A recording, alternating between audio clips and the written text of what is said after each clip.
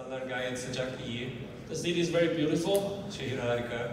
The traffic is really bad. Trafik berbat. And the food is really, really good. Yemek çok güzel. So I think one of the things most of you probably already know, but I would just want to stress again is that Binance is now a fiat to crypto exchange as well, and we support the Turkish lira. Halihazırda biliyorsunuz bunu ama Binance artık Türk lirasından kriptoya dönüş sağlayabilen bir borsa. Today we're very thankful for our partner Papara for supporting Turkish lira with us. Bizimle Türk lirasının kriptoya dönüşümünü sağladığı için ortağımız Papara'ya teşekkür ediyoruz. But we will also very soon add direct bank transfers for our Turkish lira. Çok yakın bir zamanda da direkt banka transferiyle Türk lirası satışı. Güzel yani. It's probably about 4 to 6 weeks away. So hopefully within a month and a half, hopefully by end of the year, we will have direct bank transfer support. Yaklaşık 40-46 hafta kadar, yani 1,5 yıl kadar bir süre içinde de bunu sağlıyor olacağız. 4-6 hafta, özür diliyorum. So yeah, and we really want to keep the fees very low, so we want to provide a very low fee access to crypto. Masrafları oldukça düşük tutacağız. Bu sayede kriptoya geçişi mümkün olan en düşük masrafla yapmayı sağlamayı hedefliyoruz. And having Turkish lira directly on Binance.com, we will also start to add trading pairs for Turkish lira. Türk lirasını sağladıktan sonra da Türk lirasıyla da alım satım yapılabilmesini, bu çiftleri sağlıyor olacağız borsa üzerinden. So this will provide direct access to all the cryptocurrencies coins on Binance.com, which have relatively high liquidity in the market. Bu da halihazırda Binance.com'da yüksek likiditeye sahip kripto paralara TL ile erişebilmek demek. So, and other than that, we really want to invest more heavily into the Turkish market. Bunun yanında Türkiye piyasasına da oldukça yatırım yapmayı planlıyoruz. So today this event is actually organized mostly by all of our Binance Angels. Bugün buradaki event çoğunlukla Binance Angel'larımız tarafından gerçekleştirildi. The Binance Angels do not get paid a salary. They actually just doing for volunteer work. Binance Angel'ları herhangi bir maaş almıyorlar. Bu işi tamamen gönüllülük esasına dayalı olarak yapıyorlar. We so far in Turkey only have one team member who gets a salary, which is Seref. Halihazırda Türkiye'de sadece maaş alan tek bir arkadaşımız var, o da Şeref.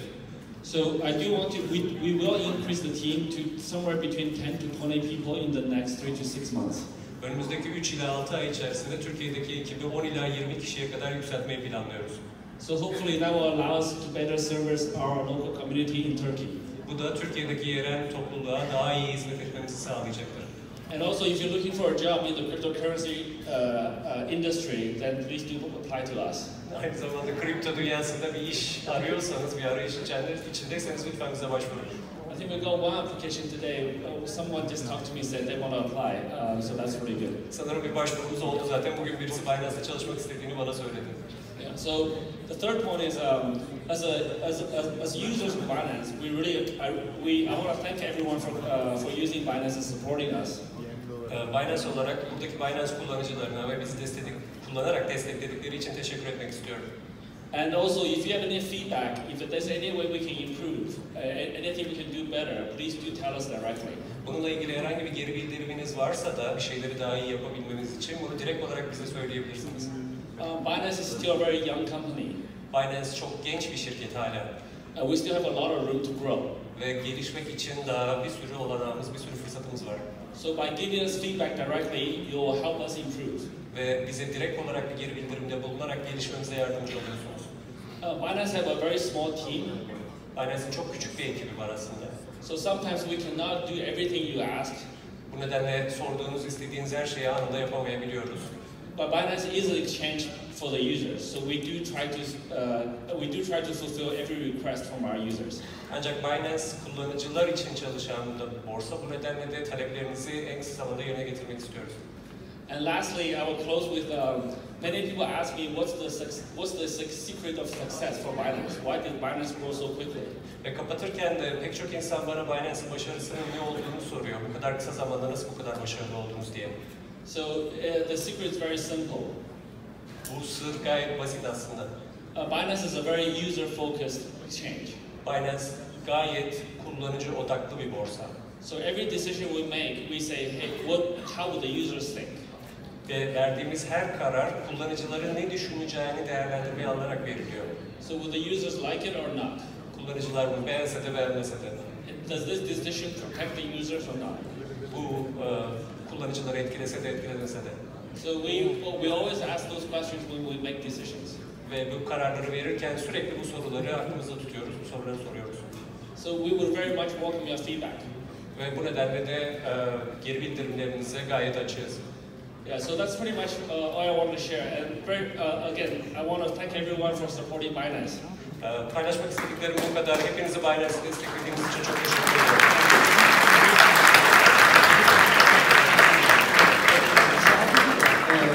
Gayet güzel haberler aldığımızı düşünüyorum. Ben özellikle çok sevindim. Bilen arkadaşlar bilir.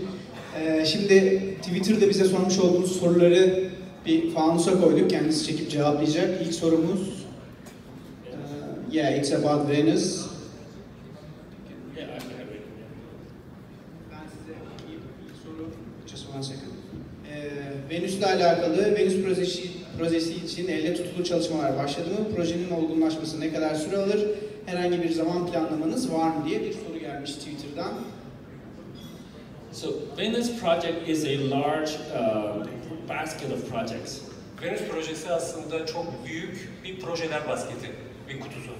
So it's a basket of stable coins. Sabit coinlerden oluşan bir havuz. So far now the first one is Binance USD, BUSD. Ve şu andaki ilk stable coin de BUSD, yani Binance USD. BUSD is actually a stable coin that's approved by the New York Department of Financial Services, NYDFS.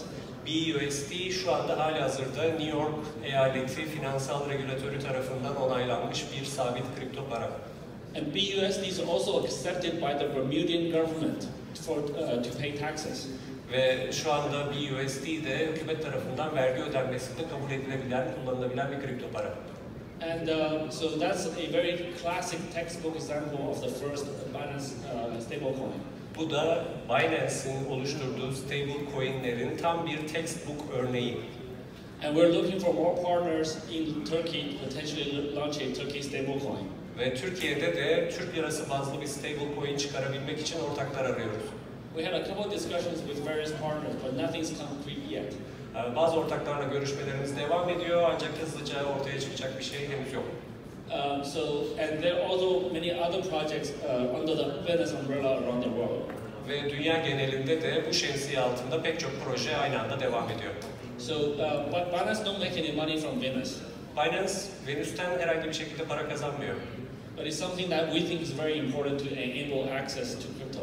Ve ancak bunun kriptoya geçiş için çok önemli olduğunu düşünüyoruz. So there will be more progress later. Bu nedenle ileride de yeni haberler olacak.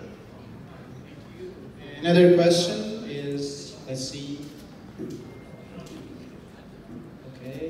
Eski ve sürekli Binance kullanan üyelerinize yönelik bir sadakat programı veya VIP seviye düşünüyor musunuz?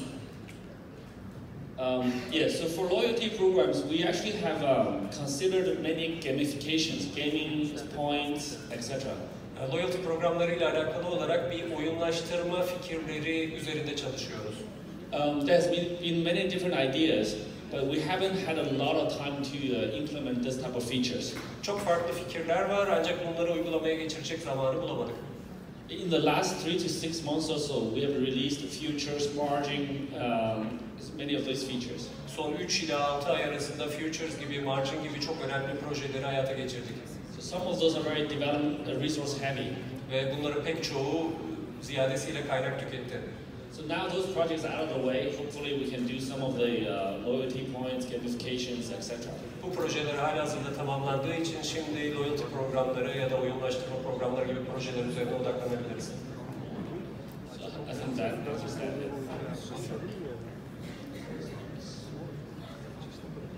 Too much, I think. Yeah. Şu ana kadar tartışılmaz olarak Binance lider kripto borsası bu konuda. Binance'dan önce liderlik başka borsalarda ve bu liderlik zaman içerisinde kaybettiler.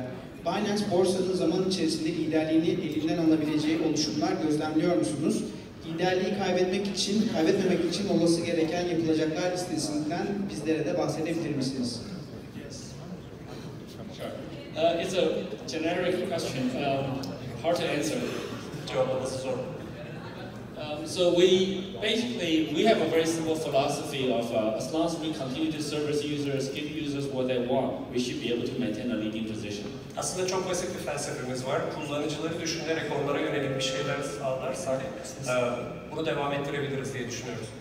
Binance become a leader not because we're smarter, Daha akıllı olduğumuz için lider olmadık. but because we work harder. Çok çalıştığımız için lider olduk. So it's not because we have really good ideas. Çok harika fikirlerimiz olduğu için olmadı. It's just the ideas that our users give us, we can execute quickly. We can make them real quickly. Ancak kullanıcılarımızdan aldığımız fikirleri hızlıca uygulamaya alabildiğimiz, devreye alabildiğimiz için başarılı olduk. So as long as we can maintain that, we should be in a relatively good position. Bunu sürdürmeye devam ettiğimiz sürece de bulunduğumuz pozisyonu koruyacağımızı düşünüyorum. But there's always risks, so we cannot guarantee we're always the leader, but we'll try to work very hard. Ancak halihazırda bazı riskler bulunuyor. Bu nedenle de birincilik pozisyonumuzu korumamız gerekiyor. So this is the last question and then we will start the EMA. Bu son soru, ondan sonra soru cevabı edeceğiz. This is not the EMA. No.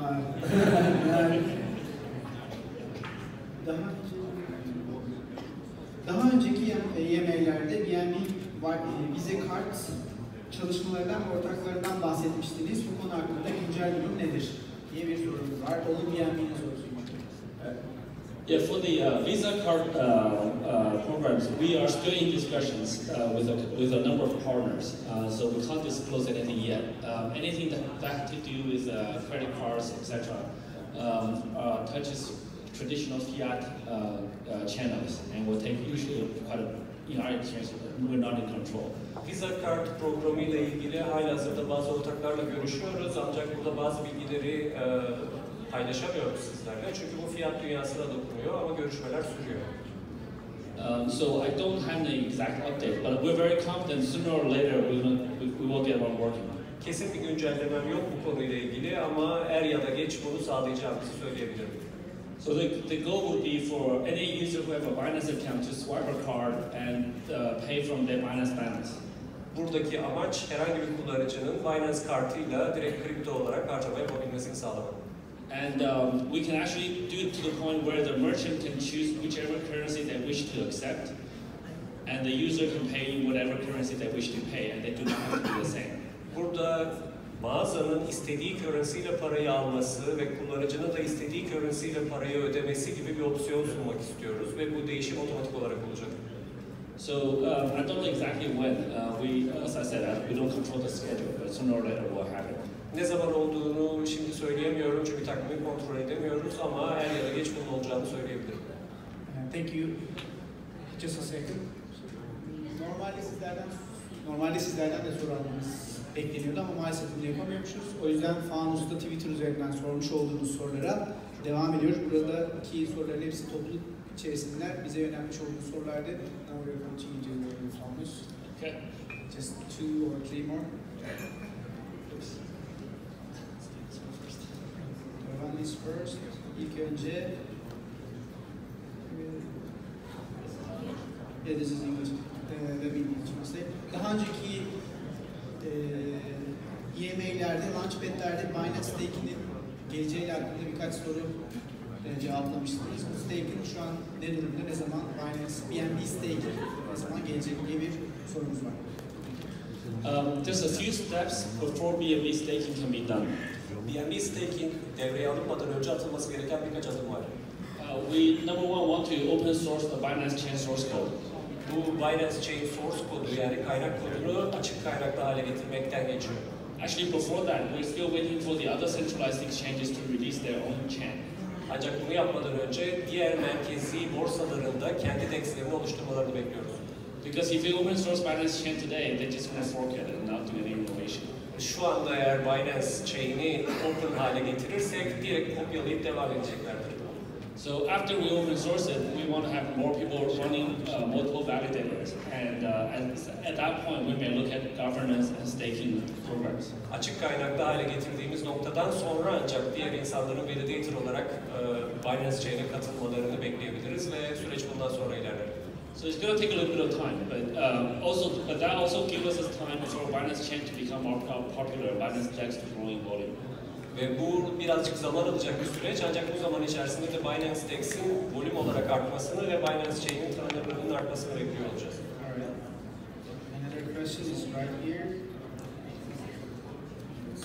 It's the same. It's Turkish.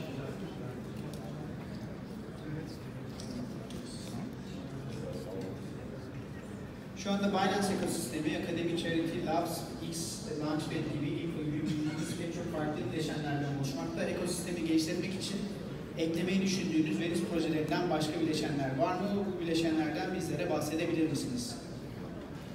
Sure. So the Binance ecosystem is relatively large now, especially for the team our size. So we actually want to make the current different products more mature, better. We launched many new products in the recently. Halihazırda Binance'in sahip olduğu programlar, projeler mevcut ekip sayısına, kişi sayısına göre halihazırda çok büyük ve biz bunların daha kaliteli bir şekilde devam etmesini sağlamaya çalışıyoruz. So for example, Binance Futures only have one contract right now. We want to add multiple contracts. Binance Futures üzerinde bir kontrat var, bundan daha fazla kontrat sağlamaya çalışıyoruz. And we want to enable cross collateral. Ve cross collateral dediğimiz hani karşılıklı teminat fonksiyonunu da devreye almayı düşünüyoruz. For fiat, there's I think Turkish lira is the 6th fiat we added. There's 174 more we want to add. Fiyat dünyasında, itibari para dünyasında da Türk lirası devreye aldığımız 6. para ve bizim hedeflediğimiz 70 kadar para var. And just for Turkish lira, we want to add more channels, including banks, etc.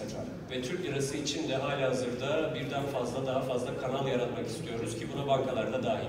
So right now the goal is to go deeper in each of the products. Dolayısıyla şu andaki hedef halihazırdaki mevcut ürünlerde daha derinleşebilmek. And not so much adding more products right now. Ve daha yeni ürünler eklemekten ziyade. So maybe 6 months or a year later we will be looking at more products, but right now it's just going to go deeper. 6 ay ya da 1 yıl sonra yeni ürünler, yeni projelere bakabiliriz ancak şu anda mevcutlarda daha derine inmek istiyoruz. There's many ideas for new products. We're never short on ideas. It's really the execution that matters. Yeni projelerle ilgili bir sürü yeni fikir var ancak bu fikirler esas önemli değil, esas önemli olan bunları uygulanması. Alright, thank you. Another question?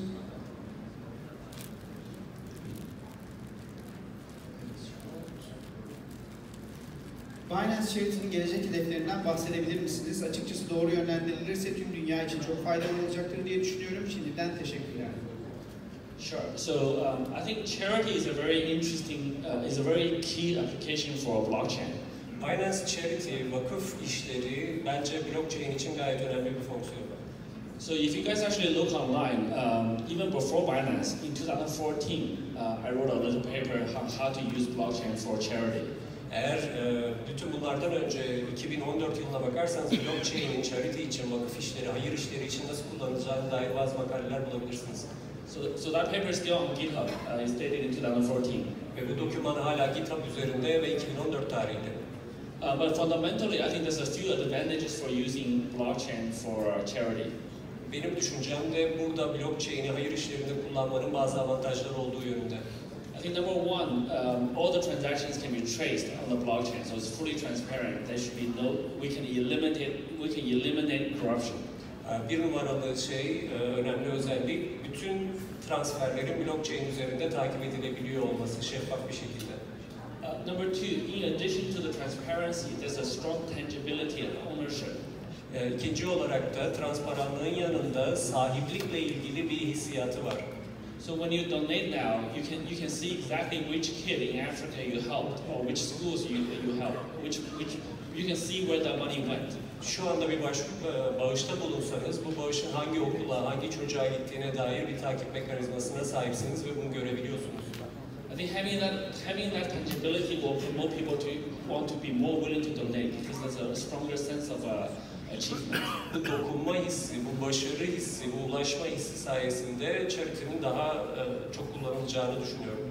And number three, very important for us, is when we push charity as an industry, the end beneficiaries will have to learn blockchain or learn cryptocurrency to accept it.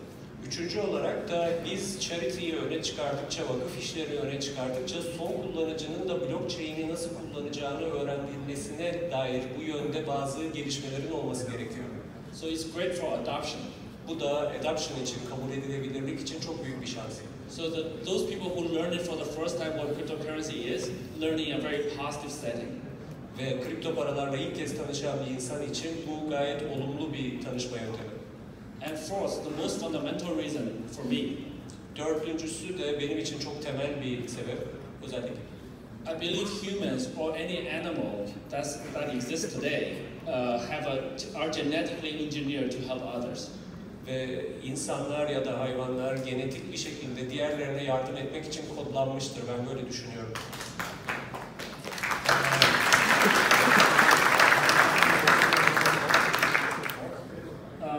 Binance Labs is a little bit different. Binance Labs biraz değişik. Binance'in sen bahsettim ama. So Binance Labs, we do want to invest in a company or a project. Binance Labs'te bir projeye ya da bir şirkete yatırım yapmak So istiyorum. there will be either some equity discussion or some coin discussion. Dolayısıyla bir hisse tartışması, hisse pazarlığı ya da bir coin pazarlığı gibi bir durum söz konusu olacak bu şirkette. So Binance Labs is for projects a little bit more mature. Bu nedenle Binance Labs daha gelişmiş, daha oturmuş projelerle alakalı. And then from Binance Labs, there's a few more other steps. We can do Launchpad. Binance Labs'ten sonra birkaç adım daha var. Binance Launchpad kullanılabilir. So Binance Labs is where Binance invests with Binance's money, our own money. Bu Binance Labs ortamında Binance kendi parasını, Binance'a ait parayı bir yatırım aracı olarak kullanıyor. And for Binance Labs, if a project fails, we just lose money ourselves. It's okay. Binance Labs'teki herhangi bir proje başarısızlığa uğrarsa Binance para kaybetmiş olur ve bu da bizim için okey. The next step is for Launchpad. Launchpad is a place where we help projects raise money from our users. Launchpad'de ise biz başka projelere kendi platformumuzu kullanarak para toplamalarına yardımcı oluyoruz. Which actually have much higher requirements. Bunun da çok daha yüksek gereklilikleri, çok daha yüksek limitleri var. So we would really hate to see a Binance Launchpad project fail. Bu nedenle herhangi bir Binance Launchpad projesinin başarısız olmasından son derece mutsuz oluyoruz. And then after Launchpad, of course, we have Binance listing, Binance.com listing. Excuse me? After Launchpad, we typically have Binance.com listing, giving them more liquidity. Launchpad'den sonrasında da Binance.com'da listelenme durumu söz konusu. So those are a whole slew of services we provide as a platform. Bir platform olarak sunduğumuz hizmetlerin skalası bu şekilde. And ideally, we would like to see that project issue a token on Binance Chain and use Binance DEX as well. Biz de bu projelerin Binance Chain'de bir token çıkartıp Binance DEX'i kullanmalarını isteriz. This is the last question. This one. Para yatırımı ve çekme işlemlerinde TL'ye eklemeyi düşünüyor musunuz diye bir soru gelmişti Twitter'dan. Onu da eklemişiz ama son soruydu. You already talked. Would you like to say anything more? No, I think that's it. Sanırım bu kadar. All right, thank you so much. Hepinize teşekkürler.